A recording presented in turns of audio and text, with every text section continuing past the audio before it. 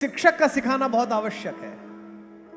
एक गलत इंजीनियर पैदा हो जाएगा तो 4 गलत पुल बनाएगा। एक भ्रष्टाचारी और गलत डॉक्टर पैदा हो जाएगा तो जीवन भर में 100-200 लोगों को समय से पूर्व यमराज से मिलने भेज देगा। लेकिन एक शिक्षक गलत पैदा हो जाएगा तो एक पूरी पीढ़ी का नाश हो जाएगा।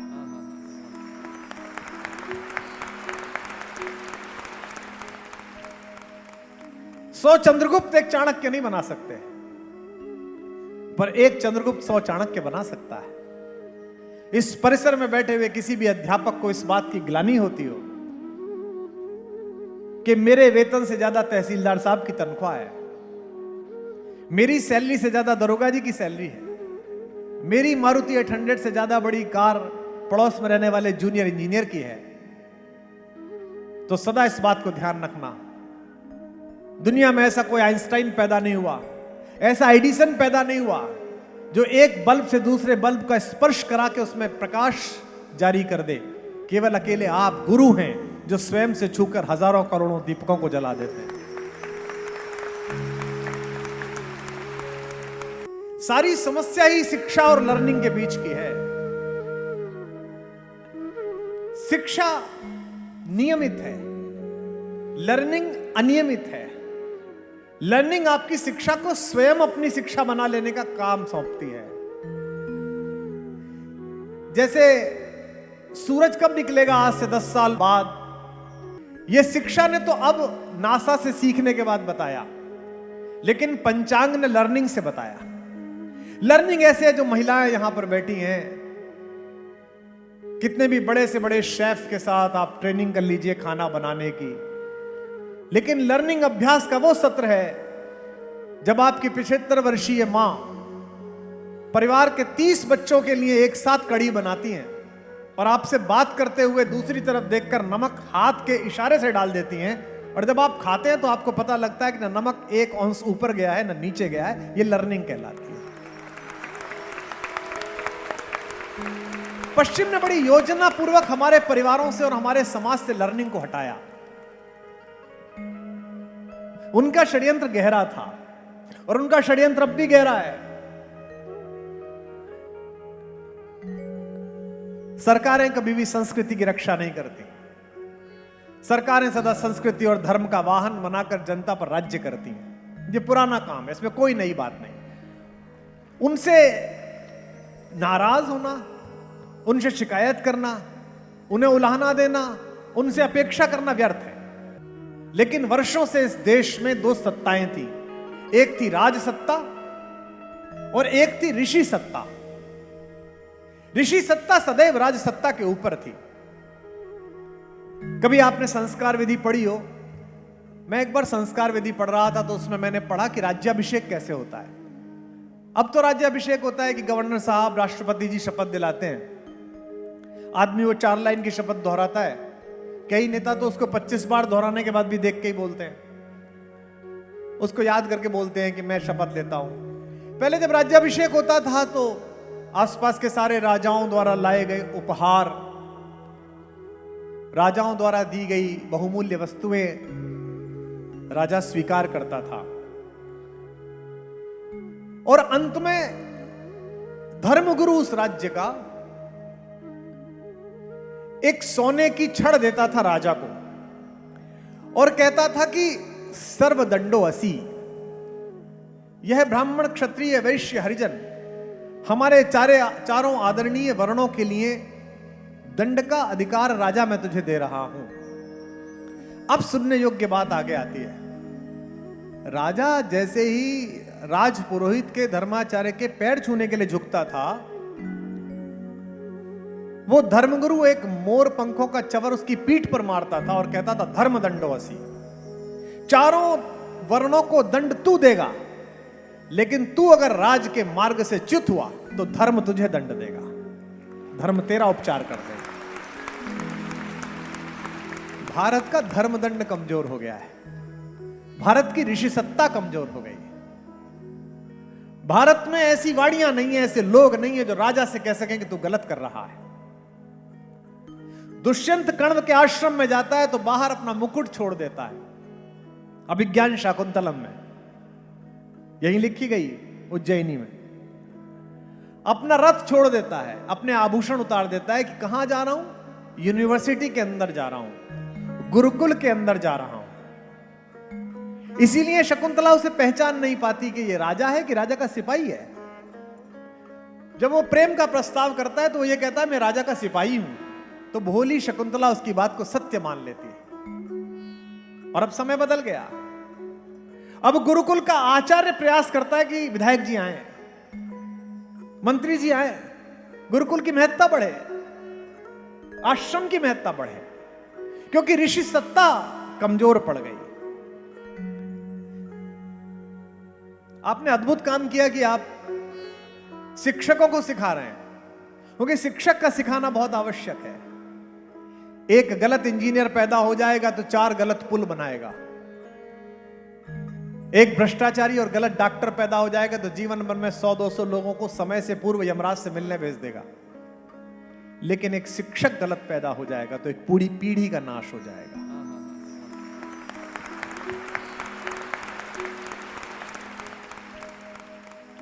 सौ चंद्रगुप्त एक चाणक्य नहीं बना सकते, पर एक चंद्रगुप्त 100 चाणक्य बना सकता है। इस परिसर में बैठे हुए किसी भी अध्यापक को इस बात की ग्लानि होती हो कि मेरे वेतन से ज्यादा तहसीलदार साहब की तनख्वाह है, मेरी सैलरी से ज्यादा दरोगा जी की सैलरी है, मेरी मारुति 800 से ज्यादा बड़ी कार पड़ोस में रहने वाले जूनियर इंजीनियर की है। तो सदा इस बात को ध्यान रखना, दुनिया में ऐसा कोई आइंस्टाइन पैदा नहीं हुआ, ऐसा एडिसन पैदा नहीं हुआ जो एक बल्ब से दूसरे बल्ब का स्पर्श करा के उसमें प्रकाश जारी कर दे। केवल अकेले आप गुरु हैं जो स्वयं से छूकर हजारों करोड़ों दीपकों को जला देते हैं। इसलिए गोस्वामी जी ने कहा कि राम जब उठते हैं तो सबसे पहले क्या करते हैं, प्रातःकाल उठकर रघुनाथा, मात पिता गुरु ना वही नाथा। पहले मां को प्रणाम करते हैं, फिर पिता को प्रणाम करते हैं, फिर गुरु को प्रणाम करते हैं। मेरे गांव का एक बनियों का लड़का अपने मामा के यहां चला गया कलकत्ता। यह बात है पिछली शताब्दी की, 1880-90 के आसपास।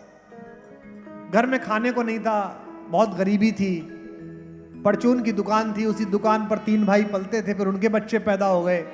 तो उनमें एक तेज बच्चा जो था, उसका मामा कॉटन मिल में काम करता था। तो उसने कहा बेटा तू मेरे साथ चल, मैं वहां काम दिला दूंगा।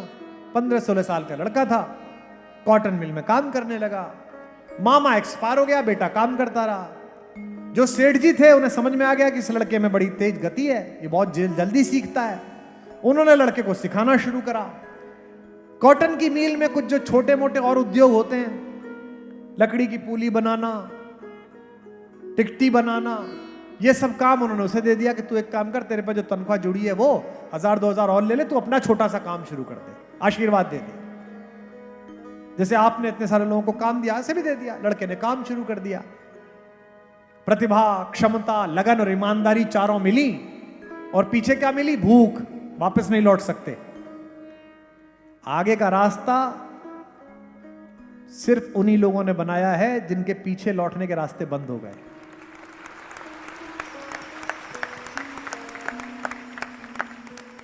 अमिताभ जी ने एक बहुत अच्छी बात कही। एक दिन उन्होंने चर्चा में कहा, बंबई में वो रुकता है जो लौटने का टिकट फाड़ के फेंक देता है।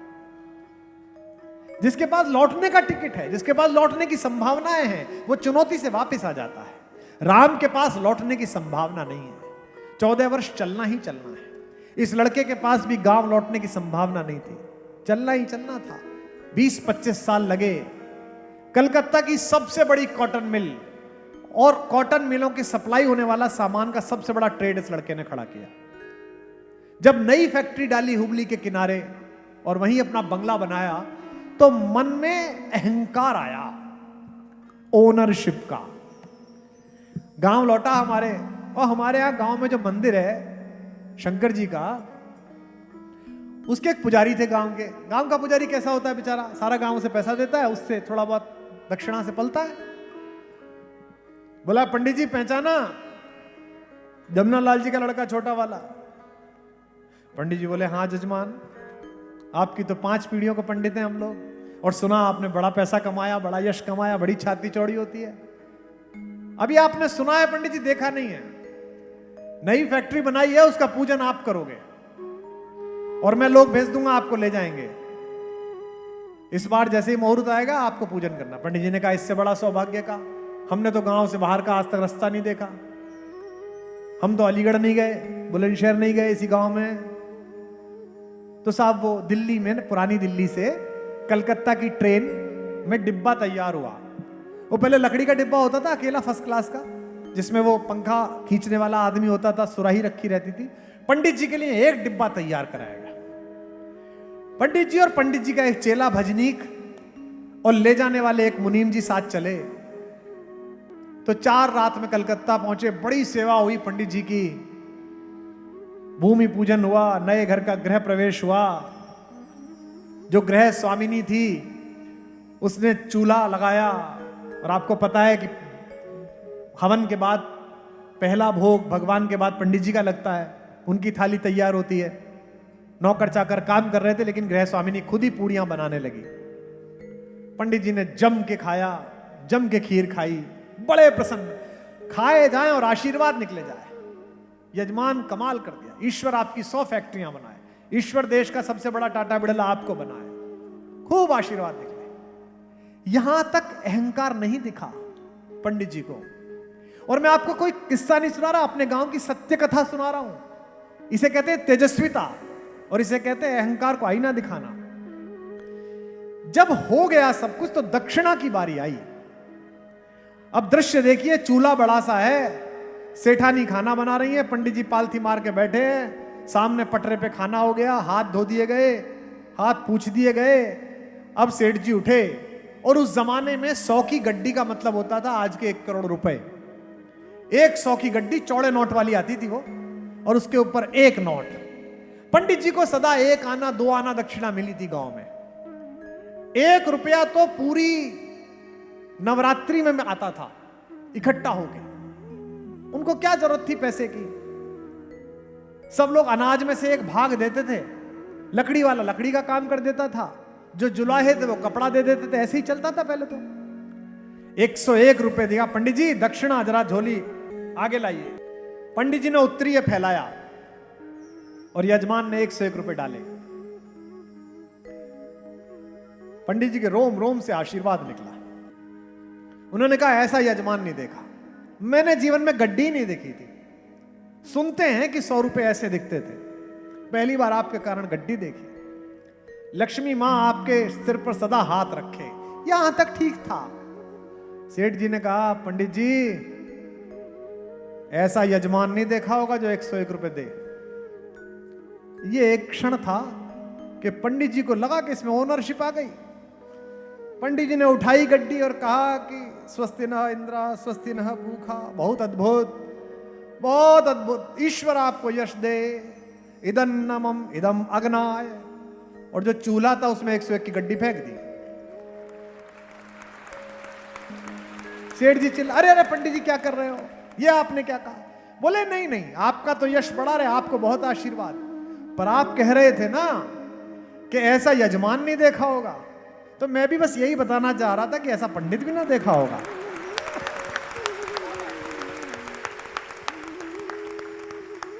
बाली के अहंकार को तोड़ने में राम का यही भाव था। आपको कभी लगता नहीं है कि राम ने रावण को पराजित किया, इसी पर दशहरा क्यों मना?